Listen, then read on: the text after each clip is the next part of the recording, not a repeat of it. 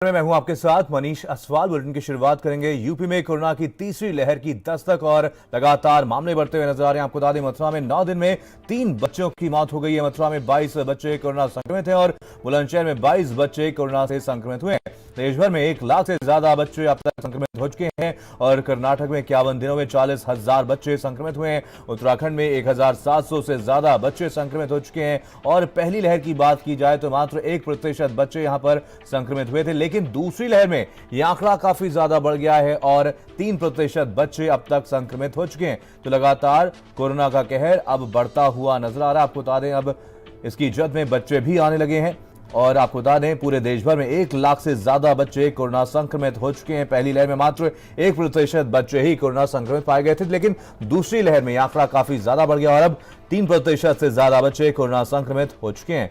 तो तमाम राज्यों में यह आंकड़ा लगातार बढ़ता ही जा रहा है। पूरे देश भर में 1 लाख से ज्यादा बच्चे संक्रमित हो गए हैं। कर्नाटक की बात करें तो 51 दिनों में 40,000 बच्चे यहां पर संक्रमित हुए। उत्तराखंड में भी 1,700 से ज्यादा बच्चे यहां पर संक्रमित हो गए हैं। पहली लहर में मात्र 1% बच्चे ही संक्रमित हुए थे, लेकिन दूसरी लहर में यह आंकड़ा बढ़ गया और 3% से ज्यादा बच्चे अब तक संक्रमित हो चुके हैं और ये आंकड़े धीरे धीरे अब बढ़ते ही नजर आ रहे हैं। तो यूपी में कोरोना की तीसरी लहर की दस्तक हो चुकी है और मथुरा में 9 दिन में 3 बच्चों की कोरोना की वजह से मौत हो गई। मथुरा में 22 बच्चे कोरोना संक्रमित पाए गए थे, जिनमें से 3 बच्चों की अब तक मौत हो चुकी है और बुलंदशहर में 22 बच्चे कोरोना संक्रमित पाए गए थे। तो देश भर में यह आंकड़ा लगातार बढ़ रहा है।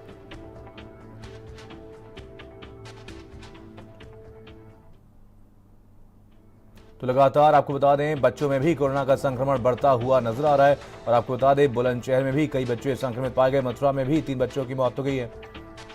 आने वाले समय में अगर वायरस के अंदर और म्यूटेशन होगा तो शायद वो बच्चों को ज़्यादा प्रभावित कर सकता है।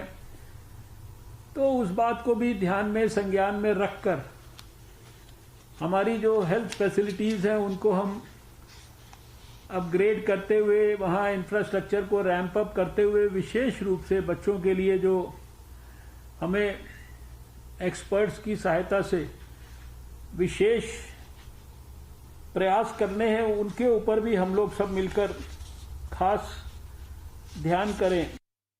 चलिए, इसी खबर और जानकारी के साथ हमारे संवाददाता जुड़ गए हैं। दिल्ली से अवैस जुड़े हैं, मनोज उपाध्याय हमारे साथ, हमारे संवाददाता बुलंदशहर से जुड़े में दिल्ली का रुख करेंगे। सबसे पहले अवैस, कहीं ना कहीं हालात लगातार बिगड़ते हुए नजर आ रहे हैं। पहली लहर की बात की जाए तो मात्र 1% बच्चे ही कोरोना संक्रमित पाए गए थे, लेकिन दूसरी लहर में यह आंकड़ा काफी ज्यादा बढ़ गया। 3% से ज्यादा बच्चे, यानी कि 1 लाख से ज्यादा बच्चे देश भर में संक्रमित हो चुके हैं। विशेषज्ञों का क्या कुछ कहना है? क्या तीसरी लहर ने दस्तक दे दी है देश में? ऐसा माना जा रहा था कि जब तीसरी लहर आई तो उस दौरान बच्चों के कोरोना संक्रमित होने की आशंका जो है वो बहुत ज़्यादा है और उनका खतरा जो है वो भी बहुत ज़्यादा होगा। इसकी शुरुआत राजस्थान में हुई थी। अगर राजस्थान में याद हो तो अगर बीते कुछ दिनों की ही बात करें तो 600 से ज़्यादा मामले सिर्फ राजस्थान के 2 ही शहरों में आ चुके हैं। इसके अलावा उत्तराखंड में बीते 20 दिनों में 2044 मामले सामने आए। इसी तरह से मध्य प्रदेश में भी जो है वो 300 से ज़्यादा मामले सामने हो चुके हैं। तमिलनाडु, आंध्र प्रदेश, कर्नाटक और उत्तर प्रदेश में भी मामले जो हैं वो अब सामने आने लगे। हालांकि नीति आयोग के जो सदस्य हैं डॉक्टर वी के पॉल, उन्होंने साफ तौर पे कहा था कि बच्चों में भी कोरोना संक्रमण फैलने का खतरा ज़्यादा है और बच्चे दूसरों को भी संक्रमित कर सकते हैं। हालांकि बच्चों में जो कोरोना होता है वो बहुत ही माइनर लेवल का होता है, यानी माइल्ड लेवल के सिम्टम्स जो हैं वो उनमें देखने में आते हैं। इसके अलावा 3 से 4% बच्चे जो पूरे संक्रमित होते हैं उनमें से उनको अस्पताल में भर्ती करने की ज़रूरत होती है। तो साफ तौर पर अभी फिलहाल उतना ज़्यादा खतरा जो है वो नहीं बताया जा रहा है, लेकिन जिस तरह से बच्चे कोरोना संक्रमित हो रहे हैं वो अपने आप में चिंता का विषय साफ तौर पर राज्य सरकारों के लिए और केंद्र सरकार के लिए भी है।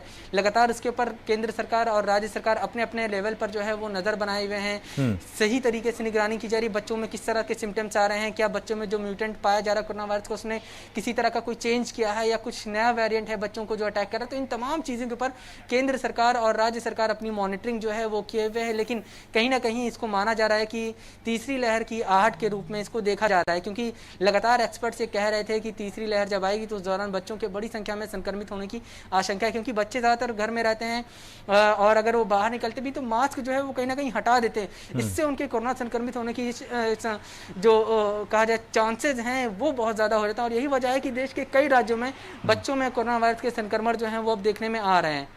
बिल्कुल। चलिए, मनोज भी हमारे साथ, हमारे संवाददाता बुलंदशहर से जुड़े हुए हैं। मनोज, पिछले कुछ